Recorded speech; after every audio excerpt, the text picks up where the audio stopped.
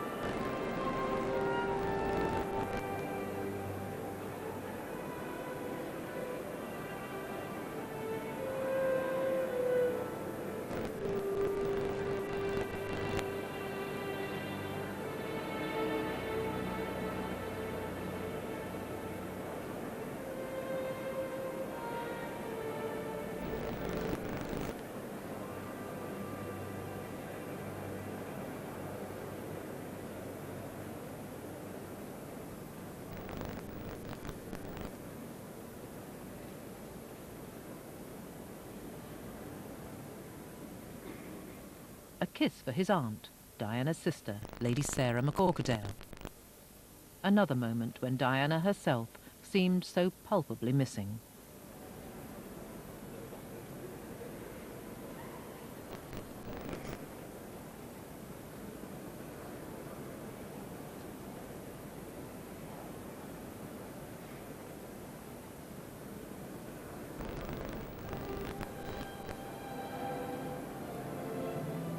And he seemed reasonably relaxed as he exchanged a few words with some of his family and friends.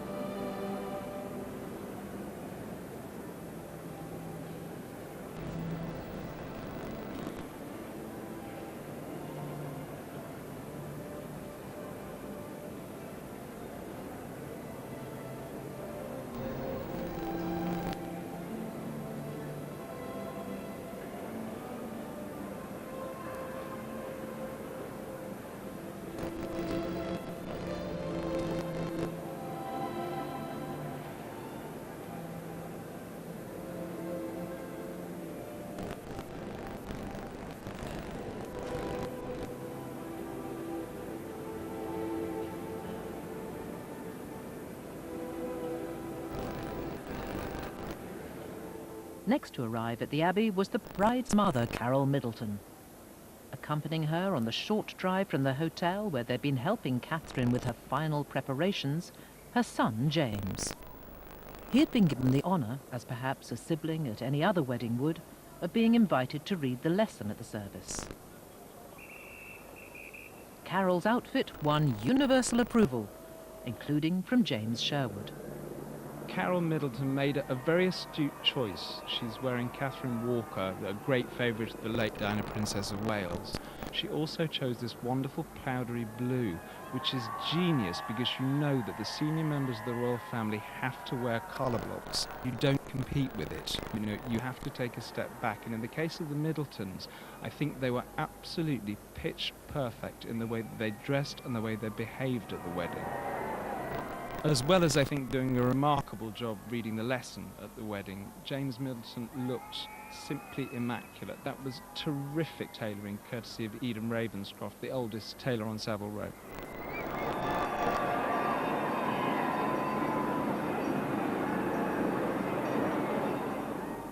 At Buckingham Palace, the crowds were warming up for their end of the spectacle. It began in rather a humble way, with a fleet of rented minibuses to transport all but the most senior members of the family. It's not the first time buses have been used. They were hired in for Charles and Camilla's nuptials.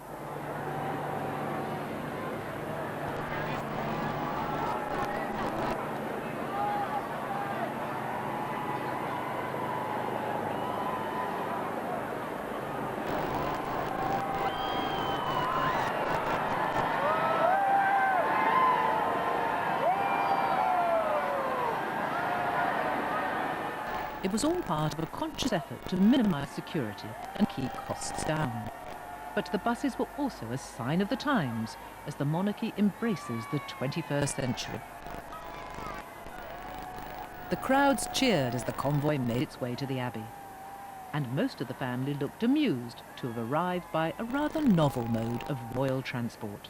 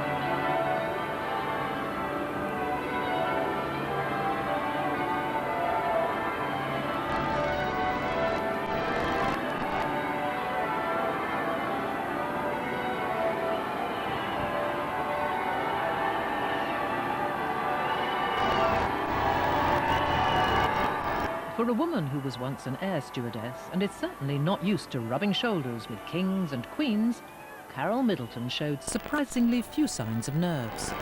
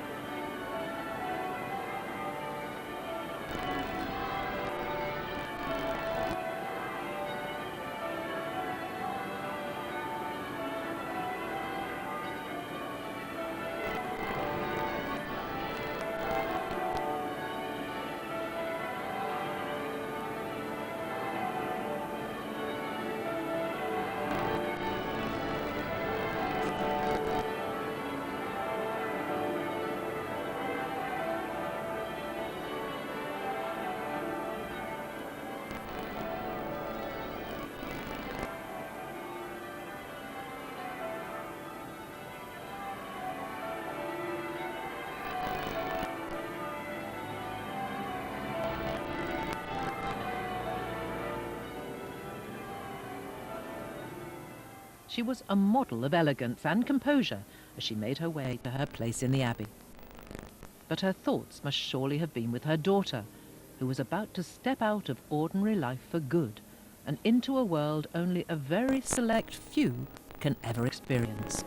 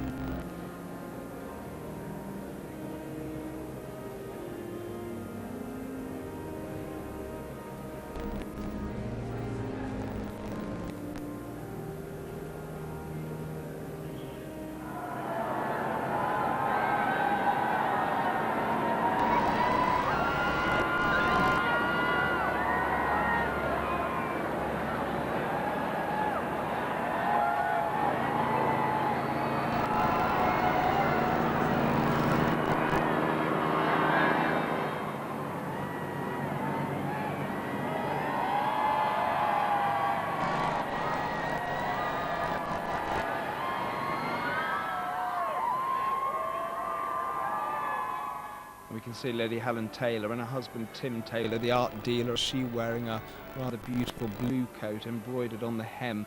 And it's a rather nice and rare sight to see the Duchess of Kent wearing a very powdery pink, demure and incredibly appropriate outfit for a royal wedding. The Gloucesters were just behind them. Princess Michael of Kent, Princess Alexandra with her son James Ogilvy. Among the younger generation of royals, Zara Phillips with her fiancé Mike Tyndall. Theirs will be the next royal wedding.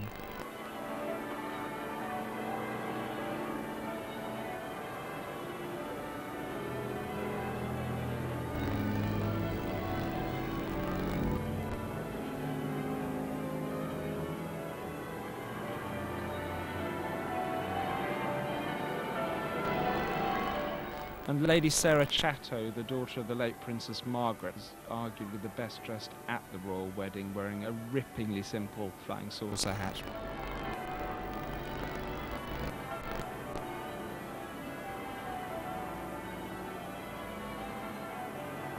Lady Sophie Windsor, wearing a very severely chic midnight blue suit with the flying saucer hat worn to an angle, which is important when you're a member of the royal family because you have to be seen. Peter Phillips and his wife Autumn.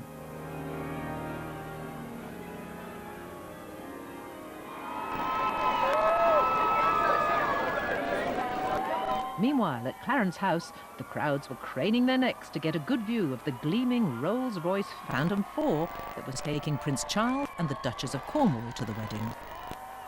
It was 6 years since their own marriage at Windsor Guildhall.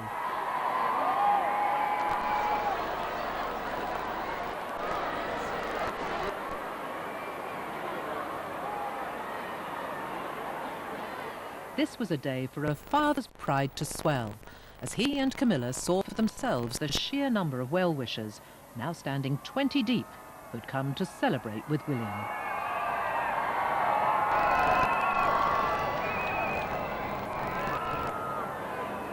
The Prince of Wales, so his tailors reliably informed me, had put on a little bit of muscle for the wedding, so he couldn't wear his Admiral's full-dress uniform.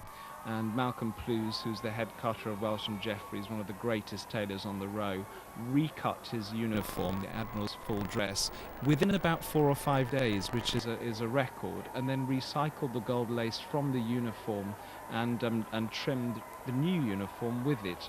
This is very interesting because the royal family are known to recycle fashion on a fairly regular basis. Princess Anne is famous for it.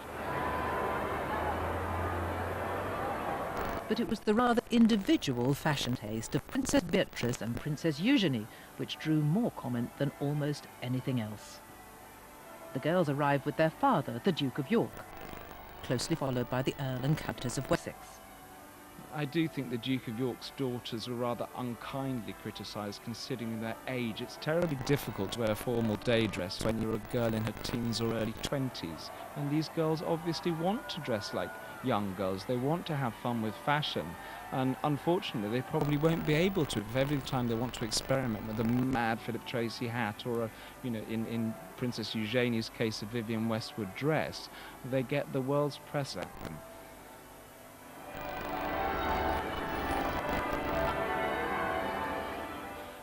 And actually, Princess Beatrice is wearing a rather marvellous nude-coloured Valentino couture coat. I mean, it's a really lovely piece.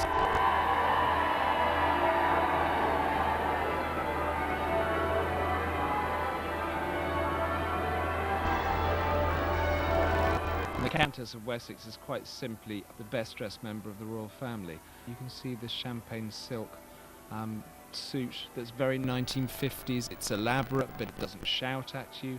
And then she supports a new milliner called Jane Taylor. Princess Anne has always been a maverick.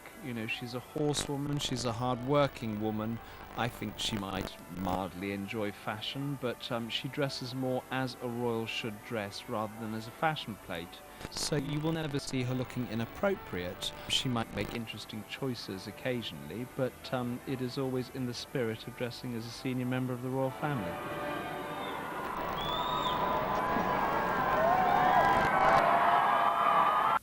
At Buckingham Palace, the departure of the Queen and Duke. Her chosen colour for this spring day, primrose yellow.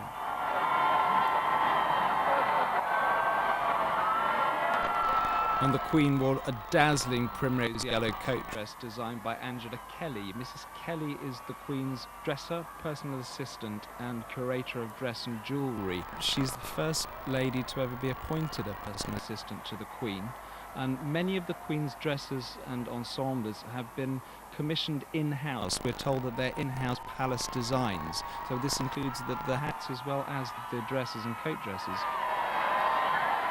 The three-strand pearl necklace that the Queen wears and invariably does wear when she's wearing formal day dress was given to her by her grandfather George V in 1935 to celebrate his silver jubilee.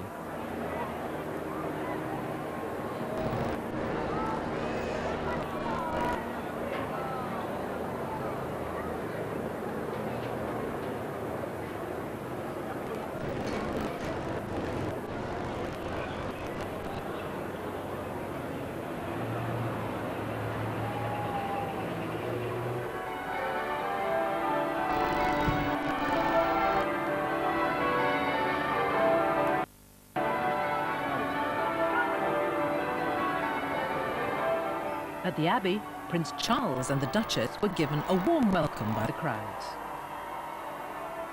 Camilla looked a little nervous, but her elegant costume was voted a winner. And the Duchess of Cornwall was looking increasingly like a Queen consort. She's wearing an Anna Valentine coat and dress in a very sort of simple silk, but look at the incredible embroidery, the beautiful work, but it yet doesn't overwhelm and it doesn't shout, "Look at me." You know, it's the perfect dress for the stepmother of the bridegroom. And Philip Tracy shows that he can create maximum wonderful millinery with this wonderful piece with the great big broad brim upturned so you can see the Duchess's face. And the Duchess of Cornwall was rather fortunate to have been loaned various pieces of jewellery from the Queen Mother's collection, and we can see one particular piece dazzling on her lapel.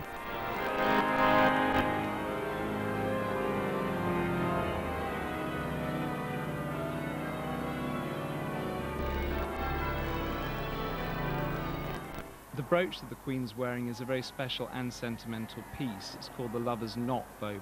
It was set for Queen Mary, the Queen's grandmother, in the Art Nouveau style of this sinuous curve of diamonds. I mean, the Queen has possibly the most magnificent, if not precious, private jewellery collection in the world. And you'll notice that the Queen's jewellery, she always says something with it. It's entirely sentimental. If you look at her earrings, there are tiny pearl and diamond studs that were given to her by Queen Mary, her grandmother. She wears them every day of her life, unless for a state occasion such as a state dinner. She wears them every day. On to the Horse Guards Parade and the Royal Salute. The Rolls, a 1950 model which was presented to the Queen when she was Princess Elizabeth, made its way through the arch and into the tilt yard. The state trumpeter marked the departure of the Queen and Duke from Buckingham Palace. The huge crowds must have reminded them of the scenes at the Golden Jubilee celebrations 9 years earlier, when 1 million people thronged around the palace to mark the 50th anniversary of the Queen's reign. Today, though, they were proud grandparents above all else, and happy to let William and Catherine take centre stage.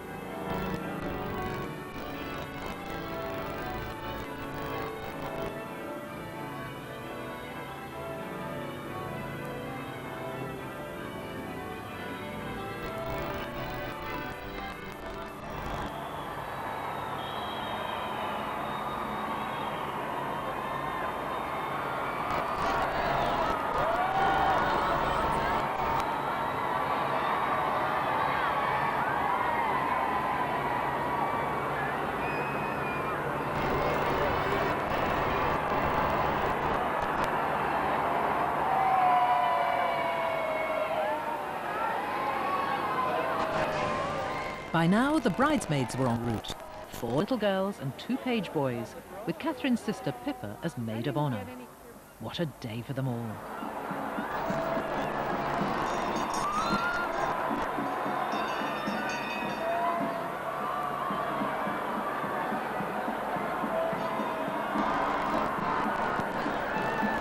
3-year-old Grace Van Cutsem, William's goddaughter, and Camilla's granddaughter, also 3, Eliza Lopez.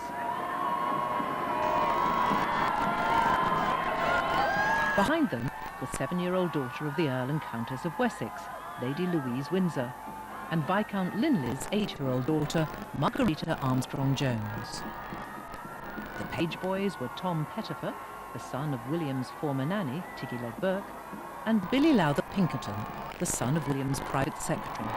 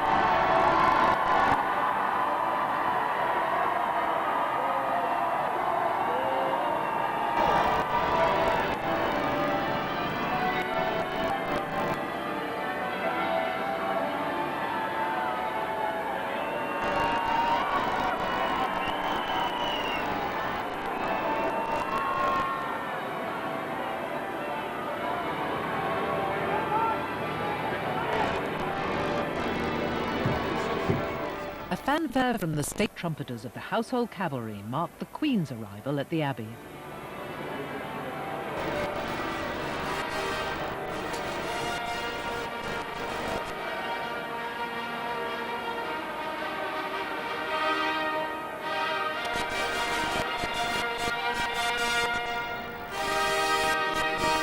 A welcome from the Dean of Westminster in his magnificent gold cope.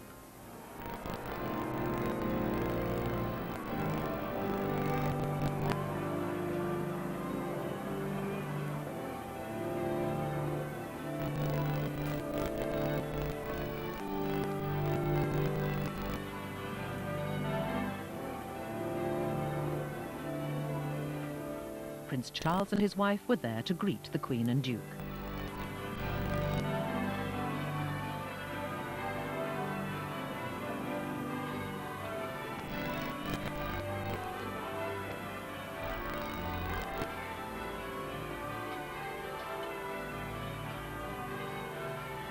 And unusually, as the father and stepmother of the bridegroom, they took their place in the procession ahead of the Queen and Duke.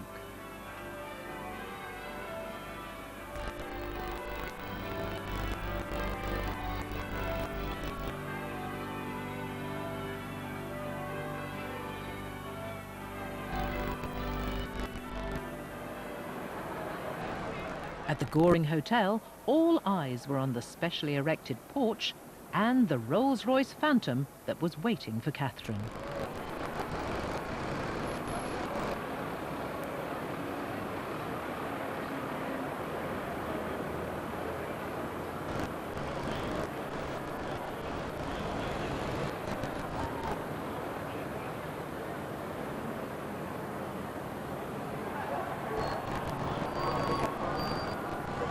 At 10:51, the first glimpse of the bride and that dress. The initial impression was one of great delicacy, with feminine soft layers of ivory silk trimmed with the finest lace. After weeks of speculation, the secret was out. The dress had been designed by Sarah Burton, creative director at Alexander McQueen. And she was on hand to help arrange the gown and its 9-foot train for the journey to the Abbey.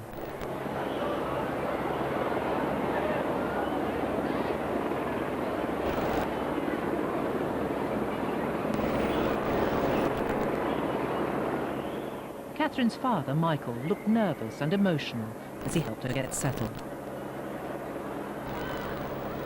And here we had the first glimpse of the dress that I think took the world's breath away. It was designed by Sarah Burton for the House of Alexander McQueen, and it's an incredibly poignant and important moment in British fashion because Mr. McQueen passed away last year, and one didn't know whether the house would survive or not under the stewardship of Sarah Burton, but I think we can safely say that the house is in incredibly safe hands, if not hands of a genius when you look at a dress of this quality. It was commented on that this dress bears a close resemblance to Princess Grace of Monaco's wedding dress when she married Prince Rainier. I actually think that it's better. It's very interesting to me to look at the details, that as much of it was made in England as possible.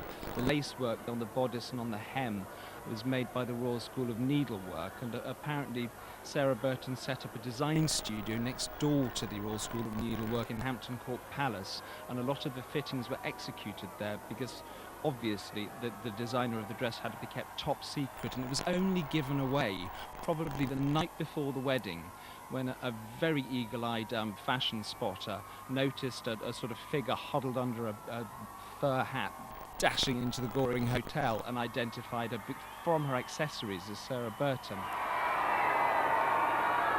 The crowds went wild. They loved what they could see. But we would all have to wait for the full impact of the dress until the bridal car reached Westminster.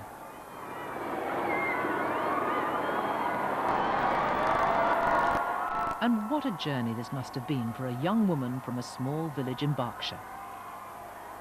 Born a commoner, Catherine Middleton was now on her way to become a princess, a duchess, and one day, queen.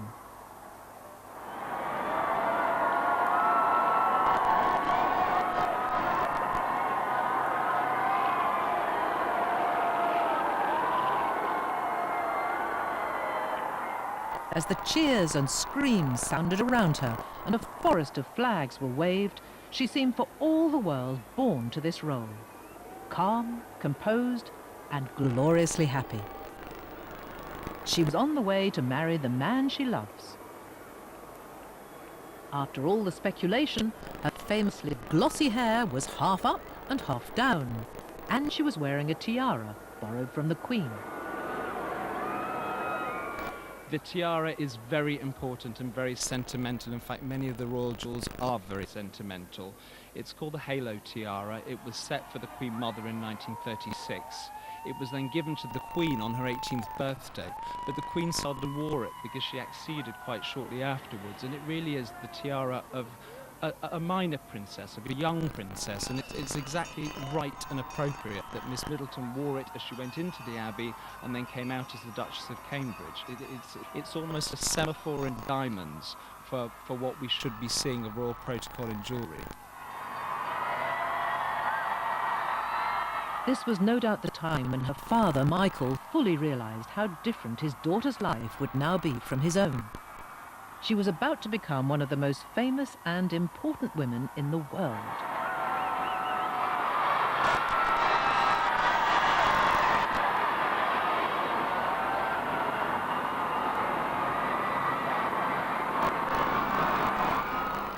A few moments ahead of her, the bridal party were making their way into the Abbey. Well, we see the genius of Savile Row on display here in tailoring these absolutely immaculate Irish Guards uniforms that were designed in-house by the palace but made by Cashcots of Savile Row.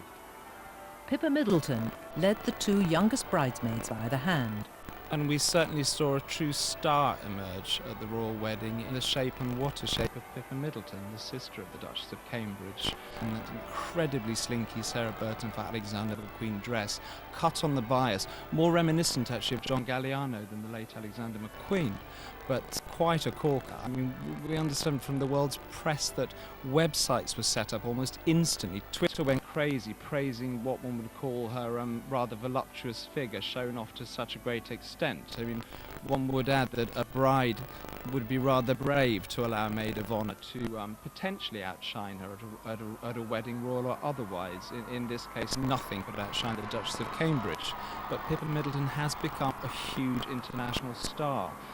I think it's quite smart in a way for the Duke and Duchess of Cambridge to allow some of the attention to move over to the Middleton, to allow them to shine too, because it takes the attention away from the new Duke and Duchess, and they may have the privacy that they've actually said that they crave.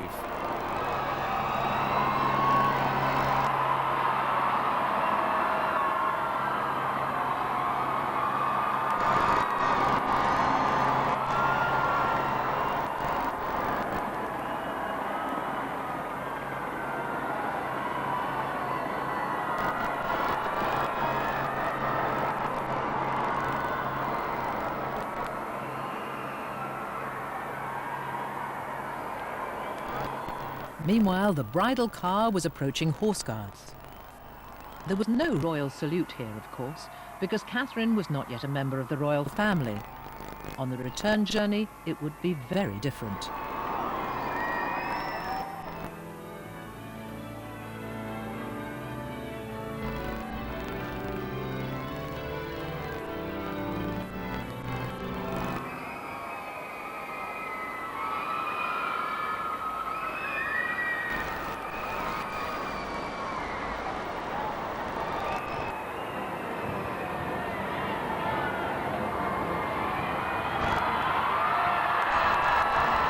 I did think that it was a very brave choice to use McQueen, because he is known to have a very gothic, very dark side. The house has that reputation for being quite black and quite sombre.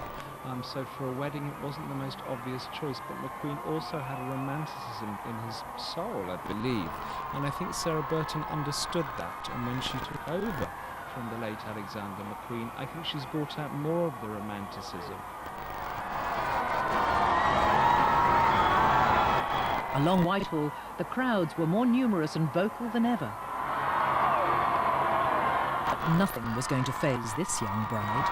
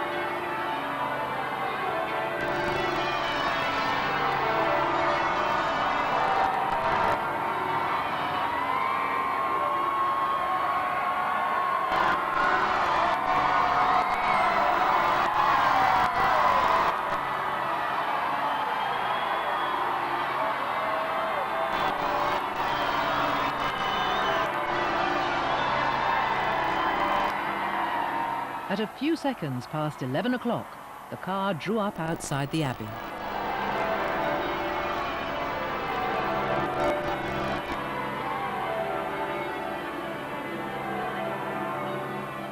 The Dean was there to welcome her, and Pippa, maid of honour for the day, came to help her sister.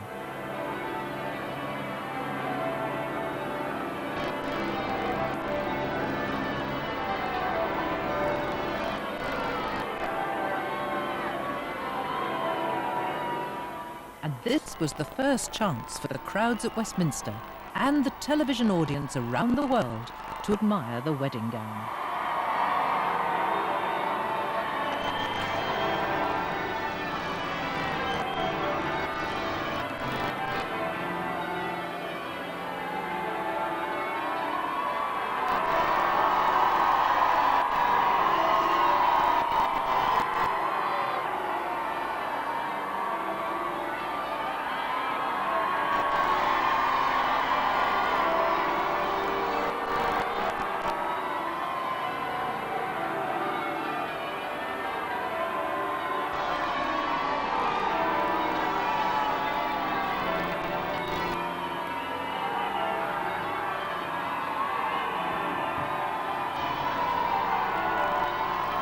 Catherine's bouquet was designed to complement her gown, and it was full of meaning. The lily of the valley signify happiness. The sweet William, not only her husband-to-be, but gallantry. Hyacinth represent constancy and love, and ivy, fidelity. There was also a traditional stem of myrtle, the emblem of marriage, from a plant grown by Queen Victoria.